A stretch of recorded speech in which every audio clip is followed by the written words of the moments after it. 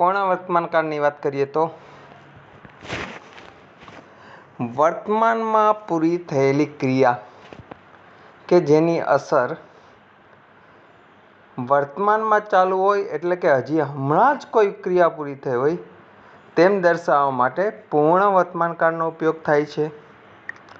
કાળની ઓળખ માટેના શબ્દોની આપણે વાત કરીએ તો just, just now, already, since, for, never, yet. Yet નકાર અને પ્રશ્નાર્થમાં ઉપયોગ થાય છે, જ્યારે એવર છે એ પ્રશ્નાર્થ ચિહ્નમાં ઉપયોગ થાય છે, પ્રશ્નાર્થ વાક્ય હોય તેમાં.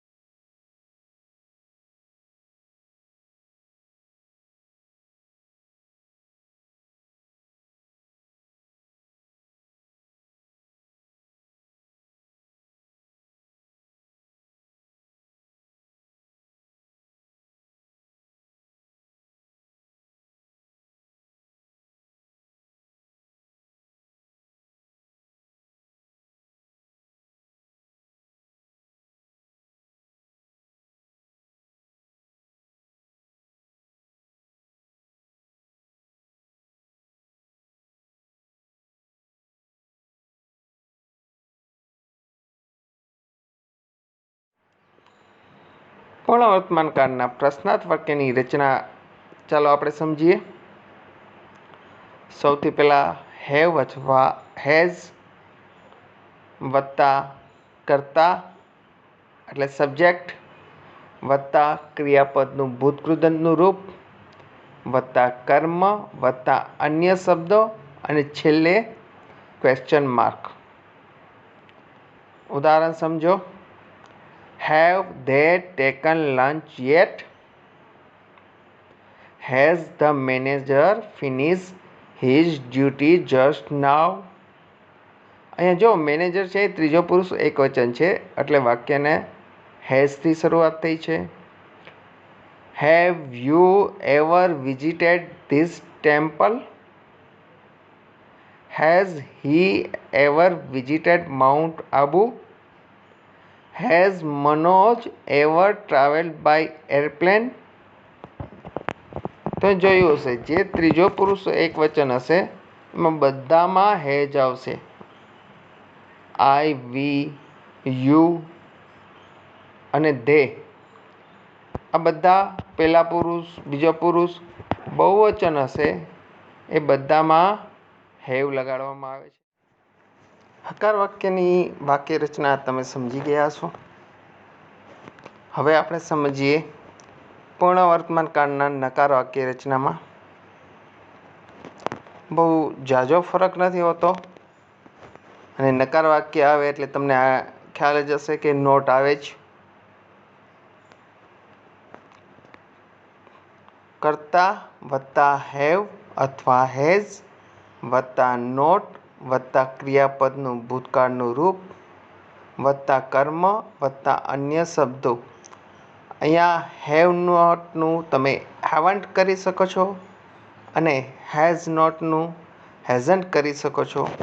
અગાઉ જણાવ્યા તે પ્રમાણે ત્રીજો પુરુષ એકવચન હોય ત્યારે જ હેઝ આવે છે, એ ખાસ ખ્યાલ રાખવાનો. ત્રીજો પુરુષ બહુવચન હોય તો પણ હેવ આવે, બાકી બધામાં હેવ જ આવશે. એક્ઝામ્પલ જોઈએ તો they have not just taken lunch. The manager has not finished his duty just now. She has not written her application letter yet. જો yet છે નકાર વાક્યમાં આવ્યું. We have not already visited this temple.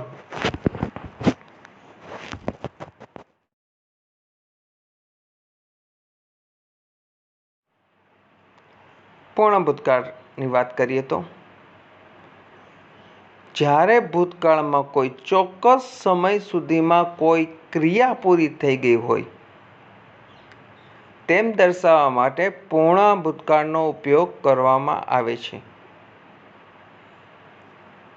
તેના કાળની ઓળખ માટેના નીચેના શબ્દો છે: already, since, for, after, before અને બીકોઝ. આ બધા વાક્યો, બધા શબ્દો સાથે વાક્યો આપેલા હોય ત્યારે એમ સમજવાનું કે વાક્ય છે એ પૂર્ણ ભૂતકાળનું હશે. પૂર્ણ ભૂતકાળના હકાર વાક્યની રચના સમજીએ તો કર્તા વત્તા હેડ વત્તા ક્રિયાપદનું ભૂતકૃદંતનું રૂપ વત્તા કર્મ વત્તા અન્ય શબ્દો.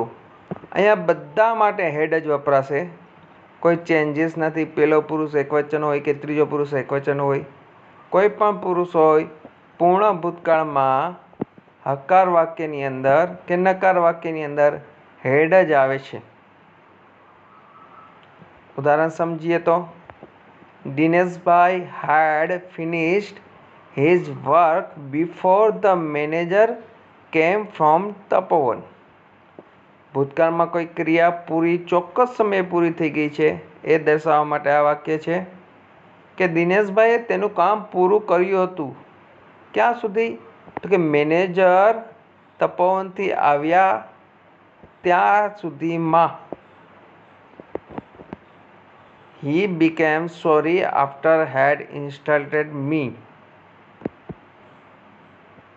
The master scolded the servant because he had stolen some ornaments. માલિકે નોકરને ધમકાવ્યો કારણ કે તેણે કેટલાક ઘરેણાઓ ચોર્યા હતા. સ્ટોલન એટલે ચોર્યા હતા. સ્ટીલનું ભૂતકૃદંતનું રૂપ છે સ્ટીલ, સ્ટોલ, સ્ટોલન.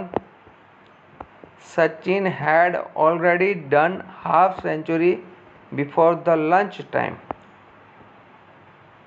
સચિને લંચ પહેલા તેની અડધી સદી ફટકારી દીધી હતી.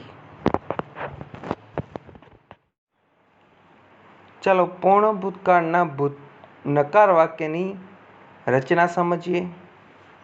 સૌથી પહેલાં સબ્જેક્ટ એટલે કર્તા વત્તા હેડ વત્તા નોટ વત્તા ક્રિયાપદનું ભૂતકૃદંતનું રૂપ વત્તા કર્મ અને વત્તા અન્ય શબ્દો.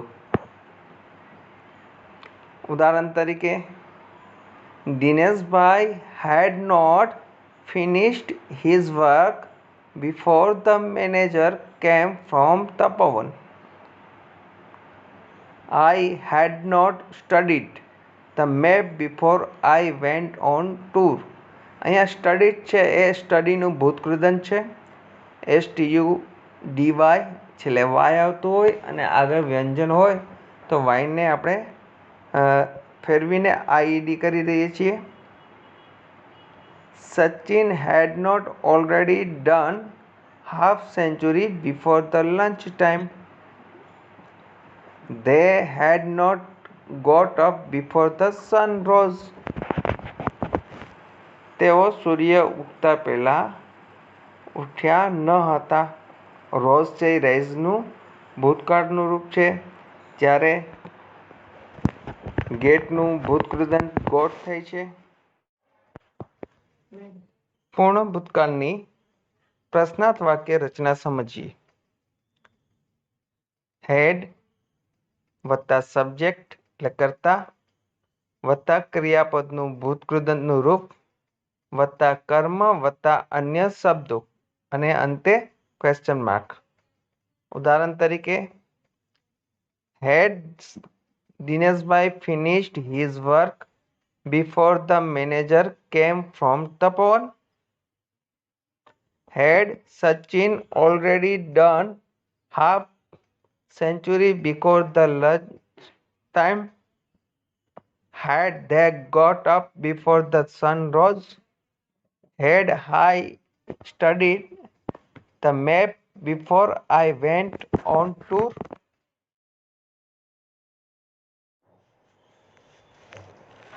પૂર્ણ ભવિષ્યકાળની રચના સમજીએ તો પૂર્ણ ભવિષ્યકાળ એટલે ભવિષ્યમાં કોઈ ચોક્કસ સમય સુધીમાં કોઈ ક્રિયા પૂરી થઈ ગઈ હશે, એટલે કે ધારણા બાંધવાની હોય છે, તેમ દર્શાવવા માટે પૂર્ણ ભવિષ્યકાળનો ઉપયોગ થાય છે. કાળની ઓળખ માટે નીચેના શબ્દોનો ઉપયોગ થાય છે, જેમ કે by the next week, within tomorrow,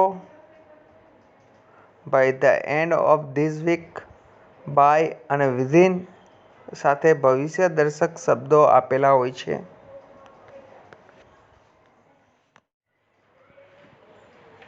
પૂર્ણ ભવિષ્યકાળની હકાર વાક્ય રચના સમજીએ તો કર્તા વત્તા શેલ અથવા વિલ વત્તા હેવ વત્તા ક્રિયાપદનું ભૂતકૃદંતનું રૂપ વત્તા કર્મ વત્તા અન્ય શબ્દો.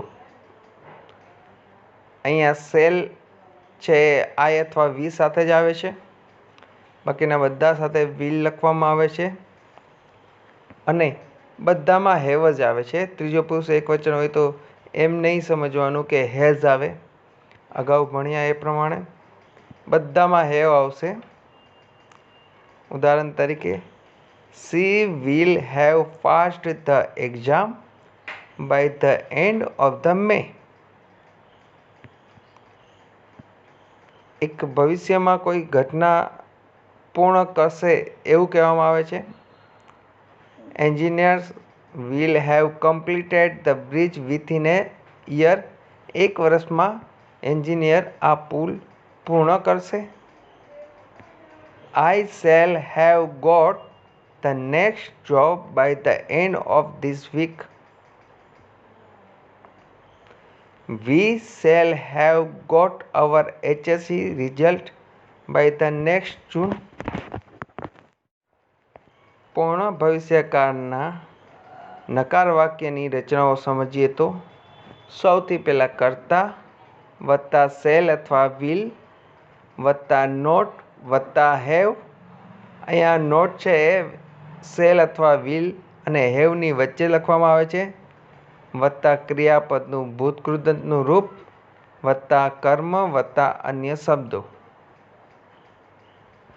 ઉદાહરણ તરીકે, she will not have passed the exam by the end of the May. Engineers will not have completed the bridge within a year. I shall not have got the next job by the end of this week. They will not have started their journey by the next evening.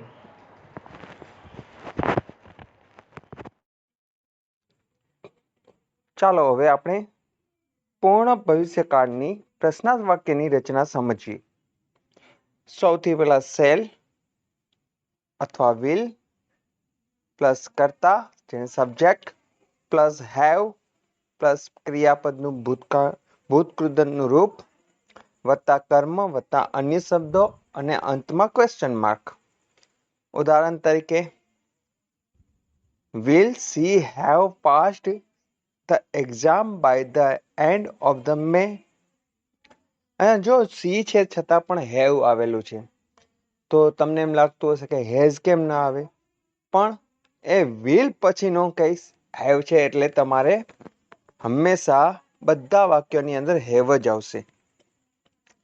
Will engineers have completed the bridge within a year? Shall I have got the next job by the end of this week? અહીંયા તમે will પણ લખી શકો કે will I have got the next job by the end of this week એમ પણ લખી શકો. Will you have learned English within a month? આ સાથે અહીંયા પૂર્ણ ભવિષ્યકાળની બધી રચનાઓ પૂરી થાય છે. નેક્સ્ટ પીરિયડની અંદર નવો કાળ લઈને આવશું, અંતિમ કાળ. પછી બધા જ કાળની એક સાથે પ્રેક્ટિસ કરવામાં આવશે. ઓકે.